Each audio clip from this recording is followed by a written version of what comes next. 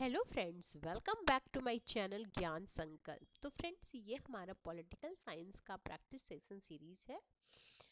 आज हम total 50 questions करेंगे जो मोस्ट इम्पॉर्टेंट मोस्ट एक्सपेक्टेड है। आगामी अगर आप कोई भी एग्जाम दे रहे हो, अगर आपका सब्जेक्ट पॉलिटिकल साइंस है तो ये क्वेश्चन आपके लिए काफ़ी हेल्पफुल है। ठीक है फ्रेंड्स, तो स्टार्ट करें आज का क्लास। अगर वीडियो पसंद आती है तो प्लीज़ वीडियो को ज़रूर लाइक करें, और अगर कंटेंट पसंद आती है तो प्लीज़ शेयर भी कर सकते हैं मेरे चैनल को। अगर मेरे चैनल पे आपको पॉलिटिकल साइंस और हिस्ट्री की क्लासेस ली जाती है, अगर आपके कोई फ्रेंड्स फैमिली में हिस्ट्री के तो उनके लिए भी मैं टीजीटी पीजीटी के सिलेबस के अकॉर्डिंगली हिस्ट्री भी कराती हूँ, साथ ही साथ पॉलिटिकल साइंस भी मिल जाएगा आपको। ठीक है, स्टार्ट करें। देखिए, अगर चैनल से नहीं जुड़े हैं तो प्लीज़ चैनल को सब्सक्राइब कर लीजिएगा, और जब सब्सक्राइब कीजिएगा तो बेल आइकन को भी प्रेस कीजिएगा। ठीक है, स्टार्ट करें। देखिए, असर्शन रीजन का पहला क्वेश्चन है, कौटिल्य मजबूत शासन की आवश्यकता पर बल देते हैं। ठीक है, रीजन बोल रहा है उसे समाज में अराजकता के खतरे तथा व्यवस्था स्थापित करने की अनिवार्यता का उत्कृष्ट उत्कट बोध था। ठीक है, तो दोनों सही है और सही उसका स्पष्टीकरण भी कह रहा है। अगला है क्वेश्चन नंबर 2, कौन प्लेटो के विचारों के सिद्धांत का स्रोत नहीं है। ठीक है, नहीं है पूछा जा रहा है। देखिए, हेरा हेराक्लिस का संभूति के क्षेत्र का विचार, सुकरात की अवधारणा का सिद्धांत, एलियाटिक्स की निरपेक्ष संभूति के क्षेत्र का सिद्धांत। तो इसमें से किसका नहीं होगा? एंथिस्टेनिस निरपेक्ष वैराग्य वृत्ति या कठोर स्वयातन का विचार, ये नहीं है। देखिए, सुकरात का शिष्य देखिए सुकरात का शिष्य प्लेटो थे, प्लेटो के शिष्य अरस्तु थे, अरस्तु का शिष्य सिकंदर था। देखिए, तो सुकरात का शिष्य प्लेटो भी वाद विवाद पद्धति का अनुप्रयोग करता था। उसने हेराक्लिट्स, सुकरात और एलियाटिक्स से क्रमशः संभूति के क्षेत्र का विचार, अवधारणा का सिद्धांत एवं निरपेक्ष संभूति का विचार अपने विचारों के सिद्धांतों में अनुप्रयुक्त किया था। प्लेटो के विचार के सिद्धांत का स्रोत एंटीस्थेनिस निरपेक्ष वैराग्य कठोरता नहीं है। ठीक है, अगला क्वेश्चन चलते हैं। अगला हमें मैच करना है अरस्तु के कार्यकरण भाव का सिद्धांत और उसका स्पष्टीकरण। तो निमित्त कारण है, अंतिम कारण है, इधर है वस्तु का पदार्थ एवं सार, पदार्थ जिससे यह बना है, आगे भौतिक कारण, औपचारिक कारण। तो देखिए इसमें क्या क्या है। देखिए, निमित्त कारण, अंतिम कारण, भौतिक कारण, औपचारिक कारण। तो निमित्त कारण क्या है? गति का कारण है। अंतिम कारण वह उद्देश्य जिसकी ओर गति विधि लक्षित है। भौतिक कारण है पदार्थ जिससे यह बना है। औपचारिक कारण वस्तु का पदार्थ एवं सार। तो इसका राइट आंसर हो जाएगा ऑप्शन नंबर बी। अगला है, लॉक के लिए श्रम संपत्ति का स्रोत और औचित्य है, क्योंकि इसका कार्य पृथ्वी को उपभोज्य सामान में बदल लेना है। तो दोनों सही है, सही उसका स्पष्टीकरण भी कर रहा है। क्वेश्चन नंबर 5, निम्नलिखित में से कौन रॉल्स के अज्ञानता की अवधारणा की एक विशेषता नहीं है। तो देखिए, समाज में अपना स्थान, अपनी वर्ग स्थिति अथवा सामाजिक हैसियत को कोई नहीं जानता। दूसरा है, प्राकृतिक संपदाओं के वितरण तथा क्षमता में अपने भाग्य को कोई नहीं जानता। पक्षकार अपनी विशिष्ट मनोवैज्ञानिक प्रवृत्ति को जानते हैं। पक्षकार अच्छे की अपनी अवधारणा के बारे में भी जानते हैं। तो इसका right answer option number C. Rawls ने न्याय सिद्धांत का निर्माण करने के लिए सामाजिक समझौते और अज्ञानता के पर्दे का सहारा लिया। अज्ञान के पर्दे से आशय व्यक्ति का समाज में अपनी वर्तमान स्थिति का पता नहीं तथा व्यक्ति का भी पता नहीं, अर्थात पक्षकार अपनी विशिष्ट मनोवैज्ञानिक प्रवृत्ति को नहीं जानते। जॉन रॉल्स ने वितरणात्मक न्याय का प्रतिपादन अपनी पुस्तक थ्योरी ऑफ जस्टिस, जो कब लिखी गई, 1971। अगला है निम्नलिखित में से किसने कल्याणकारी राज्यों को एक प्रकार की दास्ता के रूप में वर्णन किया है? तो ये नॉजिक बोलते हैं। उनकी बुक याद रखिए, एनार्की स्टेट एंड यूटोपिया 1974। अगला है ई एम एस नंबूद्रिपाद की पुस्तक महात्मा एंड हिज इज्म निम्नलिखित में से किस विचारधारा के दृष्टिकोण से महात्मा गांधी का विश्लेषण है? तो ये है मार्क्सवाद। देखिए, ई एम एस नंबूद्रिपाद 1909 से 98 एक भारतीय साम्यवादी राजनीतिक और सिद्धांतकार थे जो 1957 से 59 एवं 67 से 69 में केरल के मुख्यमंत्री रहे। उन्होंने अपनी पुस्तक महात्मा एंड इज्म में मार्क्सवादी विचारधारा के दृष्टिकोण से महात्मा गांधी का विश्लेषण किया। अगला है एम एन रॉय के मामले में निम्नलिखित में से कौन सा कथन सही नहीं है? तो देखिए, उन्होंने स्वतंत्र भारत के लिए एक मॉडल संविधान तैयार किया, ये सही बात है, सही नहीं पूछा जा रहा। संप्रभु शक्ति जनता में निहित होती है, ये भी उनका था विचार।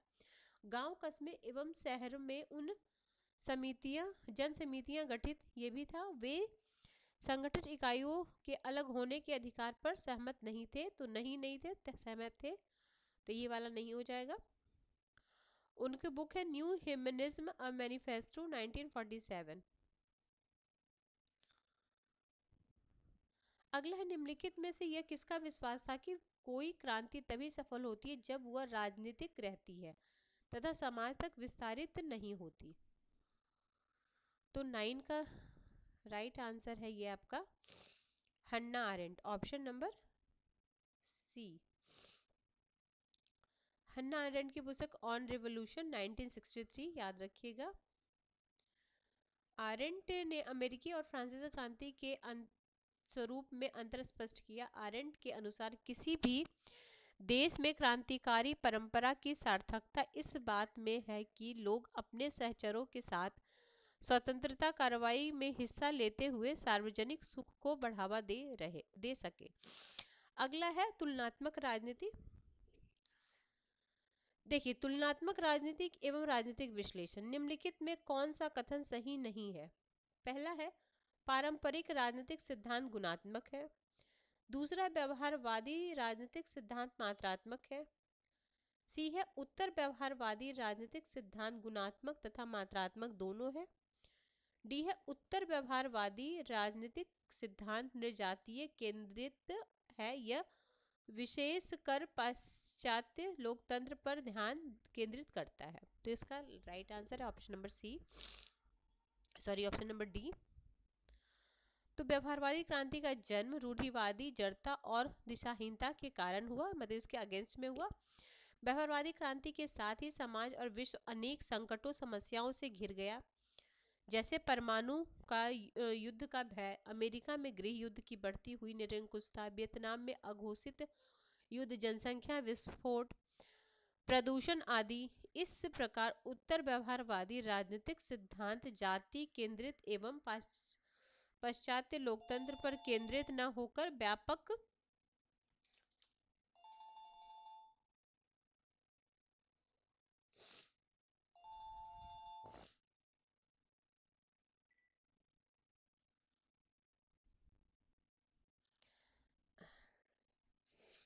अगला ठीक है, व्यापक, ठीक है। उत्तर व्यवहारवादी राजनीतिक सिद्धांत जाति केंद्रित एवं पाश्चात्य लोकतंत्र पर केंद्रित न होकर व्यापक फलक पर उदित हुआ, जिसमें मूलतः समग्र विश्वसनीय समस्याओं का केंद्र बिंदु बनाया गया। अगला है क्वेश्चन नंबर 11। निम्नलिखित में से किसने 3 मानकों पर विशेष बल देते हुए लोकतंत्र की प्रक्रिया मूलक सिद्धांत पर बल दिया? तो ये R.A. Dahl, option number B. अगला है निम्नलिखित में कौन मैक्स वेबर का निरूपण नहीं है? तो यह है प्रभावी प्राधिकार पद सोपानिक होता है तथा यह राज्य एवं सत्ता वर्ग से संबंधित होता है, ऑप्शन नंबर सी। अगला है यह किसका कथन है कि संघवाद में ऐसे व्यक्तियों की आवश्यकता होती है जिनकी इच्छा संघ की होती है, परंतु उन्हें एकता की इच्छा बिल्कुल नहीं होनी चाहिए। एक बार मैं फिर से बोलती, क्या बोला गया? देखिए, यह किसने कहा कि संघवाद में ऐसे व्यक्तियों की आवश्यकता होती है जिनकी इच्छा संघ की होती है, परंतु उन्हें एकता की इच्छा बिल्कुल नहीं होनी चाहिए। ये था डाइसी का, A B Dicey, option number B is the right answer. अगला, यह किसका कथन है कि राजनीतिक संस्कृति तथा शासन के अस्थायित्व के बीच कोई सीधा संबंध नहीं है? तो ये लिस्फर्ड, और लिस्फर्ड ने अपनी पुस्तक डेमोक्रेसी इन प्लूरल सोसाइटीज 77 यह माना है कि राजनीतिक संस्कृति तथा शासन के अस्थायित्व के बीच कोई सीधा संबंध नहीं है। अगला है क्वेश्चन नंबर 15, संयुक्त राज्य अमेरिका के राष्ट्रपति को अपने मार्ग को अपनाने की क्षमता 4 महत्वपूर्ण संबंधों पर निर्भर करता है: कांग्रेस, संघीय नौकरशाही, उच्चतम न्यायालय और मास मीडिया। तो इसका राइट आंसर हो जाएगा कांग्रेस। अगला, सी राइट मिल्स की रचना द पावर एलिट ने निम्नलिखित में से किसमें अभिजनों का सामान्य विश्लेषण प्रस्तुत किया है? तो ये हो जाएगा आपको संयुक्त राज्य अमेरिका के विकसित पूंजीवाद। अगला है, यह किसका निरूपण है कि शक्ति पैसा की तरह है? ठीक है, तो ये है आपका टालकल पार्सन का, ये भी कई बार आया हुआ एग्जाम में, ध्यान रखिएगा। अगला है, कैच ऑल पार्टी निम्नलिखित में से किसमें उत्तर द्विध्रुवीय द्वितीय विश्व युद्ध के दलीय व्यवस्था का वर्णन करती है? कैच ऑल पार्टी निम्नलिखित में से किसमें उत्तर द्वितीय विश्व युद्ध की दलीय व्यवस्था का वर्णन करती है? तो पश्चिमी यूरोप। राजनीति में कैच ऑल पार्टी वह राजनीतिक पार्टी होती है जो विविध दृष्टिकोण से लोगों को आकर्षित करती है। यह जिन कुछ ही मुद्दों पर प्रचारित करती है उन्हीं से यह विस्तृत प्रभाव उत्पादित कर देती है। कैच ऑल पार्टी द्वितीय विश्व युद्ध के काल में शीत युद्ध एवं अमेरिका की बहती भूमिका के परिणाम स्वरूप पश्चिमी यूरोप के दलीय व्यवस्था का वर्णन करती है। अगला है, सहवर्तन लोकतंत्र का एक अपूर्व सिद्धांत है क्योंकि वो वास्तव में विकल्प का मार्ग अवरुद्ध करता है। तो बट दोनों सही है, सही एक्सप्लेन नहीं कर रहा है। अगला क्वेश्चन है क्वेश्चन नंबर 20, संविधान सभा अनिवार्यतः एक दलीय देश में एक दलीय निकाय थी। यह सभा कांग्रेस थी और कांग्रेस ही भारत था। ये ग्रेबियन ऑस्टिन का है। इनकी पुस्तक है the Indian constitution cornerstone of nation. अगला है, देखिए, the child and the state in India, the Hindu nationalist movement and Indian politics. अगला है, the political economy of development in India, poverty amid plenty in the new India. तो इसका right answer हो जाएगा option number B. देखिए, the child and the state Myron Weiner का है, the Hindu nationalist movement and Indian politics Christopher Jaffrelot का है, the political economy of development in India प्रवन वर्धन का है, poverty emit plenty in the new India Atul Kohli. ये काफी important book है friends, आप इसका स्क्रीनशॉट ले सकते हो। अगला क्वेश्चन है, निम्नलिखित में से किन्हें भारत के राष्ट्रपति अथवा राज्यपाल द्वारा क्षमा प्रदान करने के अधिकार के प्रयोग में न्यायिक समीक्षा के लिए आधार के रूप में पहचान की गई है? तो ये होगा आपका ऑप्शन नंबर डी सारा हो जाएगा। देखिए, आदेश को मस्तिष्क का प्रयोग किए बिना पारित किया गया, यह आदेश दुर्भावनापूर्ण है, आदेश को बाह्य अथवा पूर्ण असंगत अनुचिंतन के आधार पर पारित किया गया, आदेश यादृच्छिकता से ग्रसित है। तो ये ए बी सी डी सारा हो जाएगा। अगला है भारतीय संविधान के अनुच्छेद 13 के अनुसार अधिकार से असंगत या उनका अल्पीकरण करने वाली विधियां सुनी होंगी। दूसरे शब्दों में ये न्यायिक समीक्षा योग्य है। यह शक्ति उच्चतम न्यायालय अनुच्छेद 32 और उच्च न्यायालय में, ये पता है 226 में है, ये 32 में है सर्वोच्च न्यायालय का, और ये है उच्च न्यायालय में 226 आर्टिकल, ध्यान रखिएगा। अगला क्या करना है, हमें मैच करना है पंचायत राज। ये बहुत इंपॉर्टेंट है फ्रेंड्स, पंचायत राज ऐसे जैसे डेट दिया है ऐसे आपको क्रम में सजाने को आ जाएगा। तो CH हनुमंत राव, फिर है GVK राव, अशोक मेहता, LN सिंघवी। तो सबसे पहले हम अशोक मेहता 78, तो हमें सी में हमारा होना चाहिए था फर्स्ट, तो सी में फर्स्ट इसमें भी है और सी में फर्स्ट इसमें भी है, तो पहले हम ये दोनों काट देंगे, है ना, सी और डी नहीं होगा। अब देखिए ये एलवन सिंघवी थी 86 में, ठीक है, तो यहाँ 86 है, ठीक है, कोई बात नहीं। अब हम हनुमंत राय मेहता का कब है, तो उनका है आपका 84, उसके बाद जी 85 में है, बी में 4 होगा, तो बी में 4, ए में होगा सेकंड 84, सिंघवी सबसे बाद में, LN सिंघवी 86, इस हिसाब से। अगला क्वेश्चन है, क्वेश्चन नंबर हमारा है 24। मूल कर्तव्य वाद योग नहीं है, ठीक है, उनके द्वारा देशभक्त संवेदनशील नागरिकता का भाव भरे जाने की अपेक्षा होती है। तो क्या है, दोनों सही है बट सही स्पष्टीकरण नहीं है, ऑप्शन नंबर बी। अगला, निम्नलिखित में से कौन भारत में विधायिका के विशेषाधिकार है। तो विधायिका के विशेषाधिकार क्या है, सारा कुछ है, वाद विवाद तथा सभा की कार्यवाहियों को प्रकाशित करने का अधिकार तथा अन्य को इनके प्रकाशन से रोकने का अधिकार, सदन से अजनबियों को अपवर्तित करने का विशेषाधिकार, आंतरिक मामलों को विनियमित करने का अधिकार, विशेषाधिकार का उल्लंघन करने के लिए सांसदों तथा बाहरी व्यक्तियों को सजा देने का अधिकार। अगला है, भारत में निम्नलिखित किसान आंदोलन को उनके क्रम में व्यवस्थित कीजिए, ठीक है, सिंगूर है, बारदोली है, तेभागा, चंपारण। तो सबसे पहले चंपारण करेंगे 1917, फिर बारदौली करेंगे, ठीक है, सिंगूर सबसे बाद में हो जाएगा, फिर तेभागा, देखिए डेट देख लीजिए आप, देखिए चंपारण सबसे पहले, बारदौली हो जाएगा 27 में, 46 में हो जाएगा आपका तेभागा, और 2009-10 में हो जाएगा आपका सिंगूर। और किस किस स्टेट से, ये भी देखिए, आंध्र प्रदेश और तमिलनाडु हो गया, चंपारण आपका बिहार हो गया, बारडोली आपका गुजरात हो गया, तो स्टेट भी याद रखिएगा। अब भारत में संघवाद संबंधी घटनाओं के विकास के सही कालक्रम की पहचान कीजिए। तो राजमन्नार समिति, आनंदपुर साहिब प्रस्ताव, फिर है पश्चिम बंगाल ज्ञापन, तो इसका राइट आंसर हो जाए ऑप्शन नंबर डी।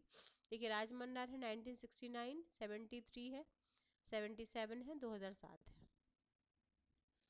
अगला है, किसने भारतीय पूंजीवाद का वर्णन धर्मशाला पूंजीवाद के रूप में किया है, वे थे राजकृष्ण। निम्नलिखित में से कौन भारत में चुनाव सुधार से संबंधित नहीं है। तो ये आपका ये बोहरा समिति नहीं, बाकी तारकुंडे, दिनेश मेहता, इंद्रजीत, ये सारे चुनाव से संबंधित है। अगला है, निम्नलिखित में कौन भारत में बजट को लागू करने हेतु नोडल एजेंसी है। तो वित्त मंत्रालय। आर्टिकल देखिए, हमारे यहाँ बजट नहीं है, बजट का कोई आर्टिकल नहीं है, 112 आर्टिकल में क्या लिखा हुआ, वार्षिक वित्तीय विवरण। अगला है, निम्नलिखित में भारत में शब्द घाटा वित्तीयन को सर्वप्रथम निम्नलिखित में से किसके द्वारा परिभाषित किया गया है।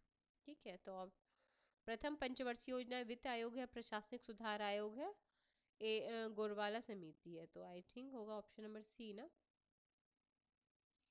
सॉरी ए में क्या था, प्रथम पंचवर्षीय योजना, इसका टाइम भी याद रखिएगा। अगला है 73-74 संवैधानिक संशोधन अधिनियम के बीच समान विशेषता क्या है। तो देखिए, समय समय पे निर्वाचन सही है, सामाजिक और आर्थिक कमजोर समूहों का सशक्तिकरण ये भी सही है, इसके लिए चुनाव आयोग, ठीक है, वार्ड समिति, तो ये सिर्फ नगर पालिका में होता वार्ड समिति, पंचायत में नहीं होता, तो ए बी सी। अगला, निम्नलिखित में से कौन संविधिक निकाय है? ठीक है, तो ये हो जाएगा विश्वविद्यालय अनुदान ए। बी तो राजभाषा, इसका तो आर्टिकल, ये तो संवैधानिक है ना, संविधिक नहीं है, संवैधानिक है राजभाषा आयोग। बस बी को एलिमिनेट करना था, तो जहां जहां बी है उसको हटा दो। देखो क्या होता है, संविधिक एक होता है संवैधानिक। संविधिक वो होता है जो विधेयक के द्वारा बनाया जाता है, जिसका संविधान में उल्लेख नहीं होता है। ठीक है, संसद के द्वारा बनाया जाता है वो कानून। और संवैधानिक वो होता है जिसका आर्टिकल, जिसका संविधान में उल्लेख होता है। ठीक है फ्रेंड्स, आगे अगला क्वेश्चन है 34। निम्नलिखित में कौन सा मंत्रालय सेवार्थी वृंद सिद्धांत के आधार पर गठित मंत्रालय का एक उदाहरण है? तो ये कृषि मंत्रालय, option number C is the right answer. अब लोक प्रशासन से रिलेटेड क्वेश्चन है। देखिए, लोक प्रशासन के अध्ययन के निम्नलिखित उपागमों को अनुक्रमिक क्रम में व्यवस्थित कीजिए। ठीक है, व्यवहारवादी, व्यवस्था, लोक नीति और संस्थागत। तो पहला तो हो जाएगा संस्थागत, फिर व्यवहारिक, फिर व्यवस्था, सी ए, हाँ सी ए बी डी। ठीक है, पहले संस्था, फिर व्यवहारिक, फिर व्यवस्था। अगला, असरसन रीजन का भारत में लोक सेवकों के कोई राजनीतिक अधिकार नहीं होते। तटस्थता भारत में लोक सेवाओं की विशेषता है। तो ए असत्य है और आर सत्य है।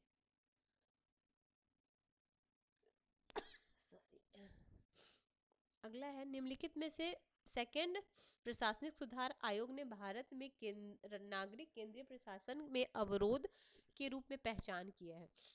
देखिए, इसमें 15 टोटल बातें बोली गई थी ना, 15 ही ना, याद नहीं आ रहा मुझे, वो मैं आपको शॉर्ट्स के थ्रू भी डाल दूंगी क्या क्या, क्योंकि सेकंड जो एआरसी है उसमें क्या क्या थी बातें बोली गई है, वो भी एग्जाम में आता है आपके, मतलब असिस्टेंट प्रोफेसर हो गया, पीजीटी लेवल के एग्जाम में आएगा। तो इसका एम देखिए क्या क्या है। लोक सेवकों के लचीले स्थानीयकरण तथा अभ्यंतरित अवलोकन का दृष्टिकोण, लोक सेवकों के उत्तरदायित्व का अभाव, नागरिकों को अपने अधिकार एवं कर्तव्य की जानकारी का निम्न स्तर। और ये कब हुआ था? 2005 में हुआ था। इसके कौन थे अध्यक्ष? तो वीरप्पा मोइली थी। पहले के मोरारजी देसाई थे, प्रथम एआरसी के। अगला, निम्नलिखित में कौन सी प्रकार के नौकरशाही स्वयं को लोकहित का संरक्षक मानती है परंतु वह लोकमत से स्वतंत्र तथा पदव्युत्तरदायी नहीं है? देखिए, योग्यता नौकरशाही है, जाति नौकरशाही, संरक्षक नौकरशाही है, अभिभावक अभिभावक नौकरशाही है। तो इसका राइट आंसर हो जाएगा फ्रेंड्स ऑप्शन नंबर डी। ठीक है, और ये किन्होंने दिया था? मैक्स वेबर में। अभिभावक, जाति, संरक्षक और योग्यता। लोक सेवकों को न्याय और सामाजिक कल्याण का अभिभावक माना जाता है। अभिभावक को नौकरशाही स्वयं को लोकहित का संरक्षक मानती है परंतु लोकमत से स्वतंत्र है। ठीक है, तथा प्रत्युत्तर नहीं होती है अभिभावक नौकरशाही। और 4 तरह के हैं, वो भी याद रखिएगा कि कौन, मतलब किसने, मतलब कितने प्रकार के दिए, उसमें से ये पूछा जाए इनमें से कौन सा नहीं प्रकार बताए हैं, ये भी पूछा जा सकता है। अगला, निम्नलिखित में से किसका विचार है कि आयोजना, संगठन, निर्माण, स्व समन्वय कार्य, बजट निर्माण कार्य में प्रबंधकीय तकनीक तथा कौशल सार्वजनिक और निजी प्रशासन में एक समान। तो इसका राइट आंसर हो जाएगा ऑप्शन नंबर सारा हो जाएगा, फेओल, फॉलेट, लूथर गुलिक और उर्विक। पूंजीवाद वैश्विक अर्थव्यवस्था उत्पादकों तथा उपभोक्ताओं के, विक्रेताओं तथा क्रेताओं की वस्तु श्रृंखला से बनी है। वैश्विक अर्थव्यवस्था के केंद्र में देशों को जोड़ती है। तो यह किसका है? तो यह है आपका विश्व व्यवस्था सिद्धांत, ऑप्शन नंबर डी। निम्नलिखित में से कौन सा यथार्थवाद की ब्रितानी विचारधारा ब्रिटिश स्कूल ऑफ रियलिज्म से संबंधित है? तो यह हेडली वुड है। अगला है 42 में है, आतंक का संतुलन का विचार निम्नलिखित में से किससे संबंधित है? तो परमाणु हथियार से निकलने वाले दुनिया को बार बार तबाह करने वाली क्षमता। अगला, निम्नलिखित में से कौन शक्ति संतुलन की मुख्य धारणा नहीं है? तो राज्य दूसरों के व्यवहार का मूल्यांकन करने हेतु नैतिक मानदंड को लागू करते हैं। ठीक है, देखिए अंतर्राष्ट्रीय राजनीति के क्षेत्र में व्यवस्था सिद्धांत के अंतर्गत शक्ति संतुलन मॉडल मार्टिन कैपलान ने दिया था। System and the process in international politics 1957। शक्ति संतुलन ऐसी व्यवस्था है जिसमें राज्यों के मध्य शक्ति का हर तरफ से बंटवारा होता है, जिसे किसी राष्ट्र के पक्ष में शक्ति अधिक के न होने पाए। वस्तुतः प्रश्न के उत्तर का बिंदु 4 राज्य दूसरे के व्यवहार का मूल्यांकन करने हेतु नैतिक मानदंडों को लागू करने और शक्ति संतुलन की मुख्य धारणा नहीं है। अगला, किस और किन देशों में क्योटो प्रोटोकॉल का अनुपालन करते हुए उत्सर्जन में कमी लाने का विधिक रूप से अनिवार्य किए जाने के प्रस्ताव को अस्वीकार कर दिया है? तो ये हो जाए भारत और चीन। अगला है, यूएसएसआर के किस नेता ने शांतिपूर्ण सहअस्तित्व की नीति शुरू की थी? तो खुर्चेव ने किया था, एन खुर्चेव। अगला है, क्या है? सोवियत संघ के नेता 1953 में सहअस्तित्व का नारा दिया था, शांतिपूर्ण सहअस्तित्व। शीतकाल की समाप्ति पर फ्रांसीसी फुकुयामा ने, सॉरी शीतकाल नहीं, शीत युद्ध की समाप्ति होगा ना, फ्रांसिस फुकुयामा इतिहास का अंत का विचार दिया। इसका अर्थ क्या है? ठीक है, शीत युद्ध। तो इसका है सैद्धांतिक संघर्ष अब समाप्त हो गया शीत युद्ध के बाद। प्रसिद्ध 1989 में इतिहास के अंत का विचार, इसका अर्थ है कि सैद्धांतिक संघर्ष समाप्त हो चुका है। यह विचार उन्होंने एंड ऑफ हिस्ट्री नामक लेख में दिया है। 1991 में सोवियत संघ के विघटन के बाद प्रकाशित उनकी पुस्तक end of history and the last man में उन्होंने यह भविष्यवाणी किया कि वामपंथ की अंतिम पराजय हो चुकी है। दुनिया को सभ्य समाज के लिए जिस व्यवस्था की तलाश है उसे वह पूंजीवाद लोकतांत्रिक व्यवस्था के रूप में प्राप्त हो गया है। अगला, शांति कार्यक्रम के लिए नाटो की भागीदारी का उद्देश्य है भूतपूर्व गुट के राज्यों को इस संगठन में शामिल करना। और नाटो कब है बना हुआ? 1949, इसका ब्रुसेल्स की संधि द्वारा, ये भी ध्यान रखिएगा। अभी टोटल इसमें कितने मेंबर्स है? 29। आप एक बार देख लेना नाटो में टोटल कितने मेंबर हैं, कब इसकी स्थापना हुई। इस तरह के इंटरनेशनल जितने भी संगठन है वो आपको क्रम में भी सजाने को आ सकता है या तो मैच द फॉलोइंग में आ सकता है। ठीक है, स्टार्ट। अगला क्वेश्चन है, निम्नलिखित में से किस घटना को शीत युद्ध की समाप्ति का संकेत माना जाता है? तो ये बर्लिन की दीवार का गिरना। और कब गिरा है? 1989। ये भी कई बार अलग अलग दे देता है, उसको क्रम में सजाने को आता है। अगला है, निम्नलिखित में किस संधि पर हस्ताक्षर किए जाने के परिणाम स्वरूप यूरोपीय समुदाय ईसी का नाम बदलकर यूरोपीय संघ हो गया था? तो ये था आपका मास्ट्रिक्ट ट्रीटी। ये भी कई बार एग्जाम में आता है फ्रेंड्स, याद रखिएगा। 7 फरवरी 1992 को। निम्नलिखित कौन संयुक्त राष्ट्र की विशिष्ट एजेंसी नहीं है? ठीक है, ओपेक नहीं है, ये अलग ही है। तो बाकी WHO हो गया, IMF हो गया, FAO हो गया, ठीक है, फूड वाला।